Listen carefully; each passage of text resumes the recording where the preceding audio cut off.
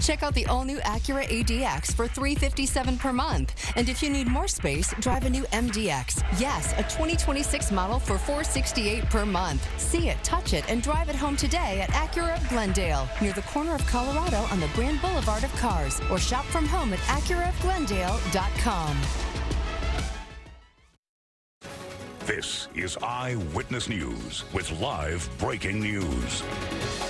We do have breaking news at 11 a.m. The U.S. House is now voting on whether to release the Jeffrey Epstein files following a massive reversal from President Trump.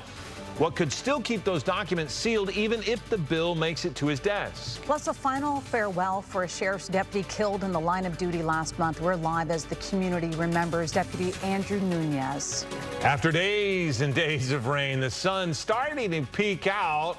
For now, we're tracking yet another storm making its way to Southern California. Good morning. This is Eyewitness News at 11 a.m. We're live on ABC 7, Hulu, and wherever you stream. I'm Philip Palmer. And I'm Colleen Sullivan. We begin right now with breaking news out of Corona. Police shot and killed a man who they say was swinging a crowbar outside an Applebee's restaurant. Officers were called to McKinley Street and Promenade Avenue just after midnight. The man was reportedly swinging that crowbar at cars. Police say he refused to drop the weapon, and that's when they shot him. He died at the scene. Officers say the suspect also used his car to hit a nearby vehicle, injuring someone else. And we have more breaking news. House floor, you see Speaker Mike Johnson there. This is just moments ago, all of this began. We expect representatives to vote on a bill that would compel the Justice Department to release all of the Epstein files. This comes after an emotional plea this morning from Epstein survivors. ABC's Olivia Rubin joins us live with the very latest. Olivia.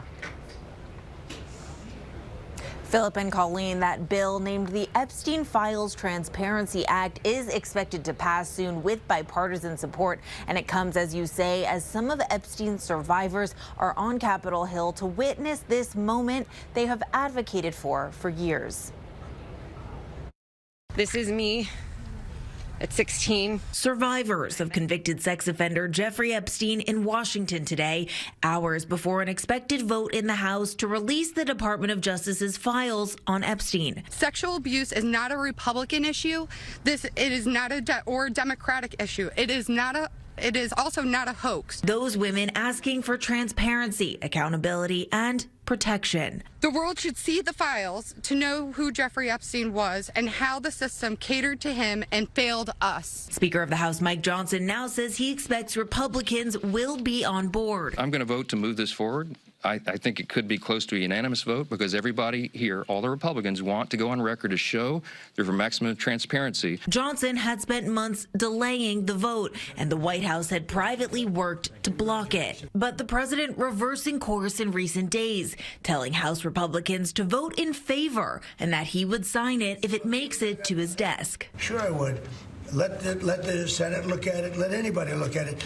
But don't talk about it too much because, honestly, I don't want to take it away from us. But President Trump has the power to release the records without any action from Congress. Some Republicans wondering why he doesn't. If they're serious about it, they should release them right now.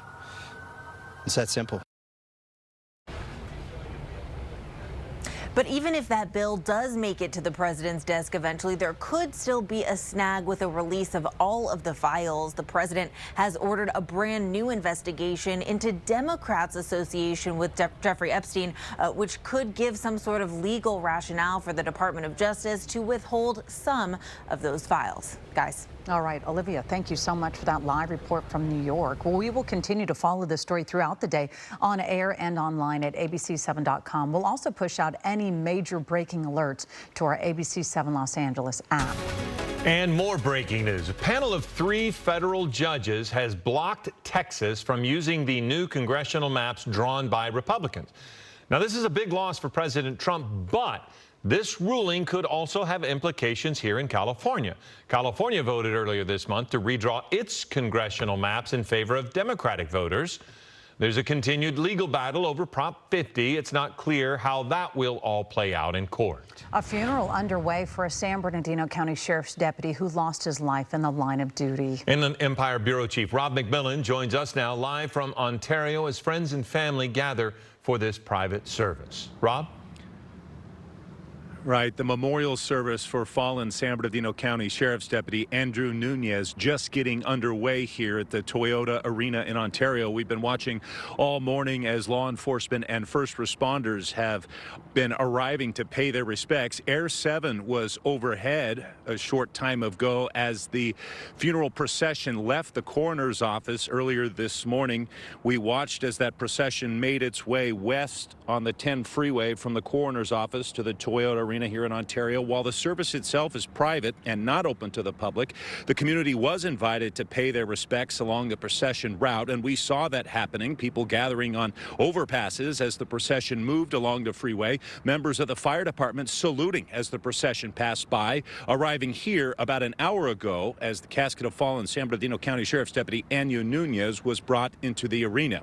Now, Nunez was killed back on October 27th when he was responding to a domestic dispute between the suspect and his ex-wife outside of a condominium complex near Victoria Gardens in Rancho Cucamonga. The suspect accused of shooting Nunez, then fleeing the scene on a motorcycle, leading authorities on a wild chase on the 210 freeway before finally being stopped by an off-duty narcotics deputy who intervened in the pursuit, using his vehicle to crash into the suspect, bringing the whole thing to a violent conclusion. Now, the suspect has pleaded not guilty to a number of felony charges, including murder with special circumstances, after the death of 6-year San Bernardino County Sheriff's Deputy Andrew Nunez. Again, we're following what's happening inside the arena. We're told about 8,000 members of law enforcement are inside right now. As the memorial service gets underway, we will, of course, have much more on later editions of Eyewitness News. Live in Ontario, Rob McMillan, ABC 7 Eyewitness News. Okay, Rob, thank you very much. The sun actually shining on the proceedings there that Rob's reporting on, and we still have clouds, so some lingering showers. Otherwise, we're going to start to see a little bit more of the sun. Meteorologist Carly Gomez in for Brianna Ruffalo and has a first look at your forecast. Yeah, we're finally getting that sunshine right now, and take a look at this time lapse. This is over Long Beach. You see through the morning a lot of clouds moving in and out, but then you see this. Nice little showers pushing through, and that's what we're expecting to see for some of those places later on today as well. And over Big Bear, we've been getting some nice light flurries over the area, but now it looks like it's calmed down just a little bit. We do anticipate seeing maybe a little bit more of that dusting over the region as we are seeing passing showers. 34 degrees. We'll get some sunshine potentially later on this afternoon, but this is what I'm talking about, the passing showers moving through areas around Big Bear, but we're also looking at some lightning strikes right now just at the state line moving into Vegas. We are going to expect to see more of that sunshine across the areas of Los Angeles to Orange County as things clear out, but just offshore, that is where we're seeing lingering remnants of that storm system that could move in later on this afternoon into our region. Now, winter weather advisory will still remain in effect until 10 p.m. This is for San Bernardino County areas, as well as a little bit further north near Ventura as well. Now, as we look at our area forecast, we are looking at temperatures in the low 60s for the beaches with some light rain, upper 50s in LA and Orange County. The IE looking about 59 degrees for today, but we'll get some more sunshine tomorrow. Another storm system that's headed our way. We'll talk more about that coming up. All right, Carly, thank you.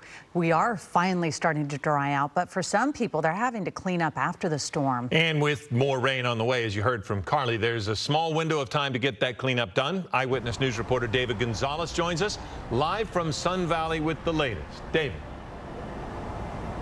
Hey, good morning. The good news right now is that things are drying out. We did not see any rain today, but as Carly mentioned, we're expecting more rain later today. But I want to point out, for example, here on Tuxford Street, there is still plenty of water on our roadways, and driving around this morning, we did notice a lot of potholes, which is creating some issues for drivers. It's a bumpy road for some drivers in Sun Valley as streets begin to dry out now that the latest storm has pushed out of the area. Standing water and potholes cover a portion of Tuxford Street, catching some drivers off guard. It's pretty good for Tony's tires. We get flats and cracked wheels more than usual. Local tire shops see business pick up after it rains. I had a low tire pressure on, so I brought it on to check it out. A lot of people are saying that they didn't see the potholes. There are a lot of like floods here. There's not like pretty good drainage here in Sun Valley, so you know it's kind of understandable that you didn't see the pothole when you're going. But sometimes I wonder if people are just going a little too fast. The storm creating issues across SoCal. It toppled trees like this one in Northridge, which knocked down communication lines as it came crashing down. A rock slide near Malibu Canyon Road sent